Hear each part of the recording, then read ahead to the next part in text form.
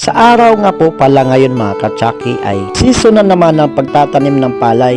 Kaya't isang pakikibaka na naman sa palayan at sa putikan. Dahil bukas nga ay simulan na ang pagtatanim ng palay at oras na naman sa pakikipagdigma sa mga putik. Dahil nga sa sobrang lawak ng palayang ito mga katsaki ay medyo malayo nga ang mararating natin sa paghahakot ng mga similyang ito. Kung kaya't pinagtutulong-tulungan na lang naming hakutin nang sa ganon ay maging magaan na lang ang gawaing ito. At dahil nga may kabigatan ang similya na aking nilalagay sa sako, ramdam mo talaga ang pagod at pananakit sa likod. Pero syempre kailangan natin gawin to para matapos na agad at bukas ay ready na itanim. Lang ang kahirapan, huwag kang panghinaan. Darating at darating din tayo sa ating inaasam. Tuloy lang, Panginoon ay di tayo iiwanan. Magtiwala ka lang, Halos 2 oras na kami naghahakot, ngunit hindi pa rin tapos ang pagbubunot ng mga similya.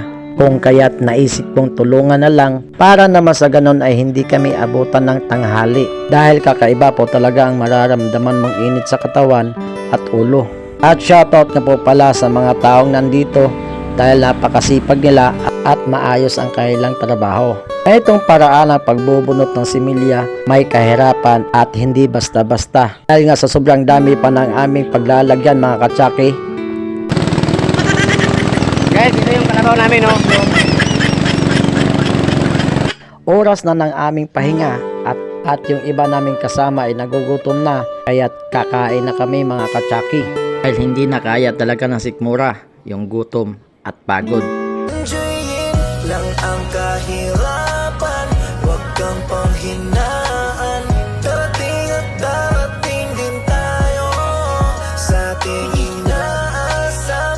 Tuloy lang, Panginoon ay di tayo iiwanan. Magtiwala ka lang, Pagkatapos naming mag-agahan ay bumalik na agad kami sa paghahakot upang di maabutan ng katanghalian.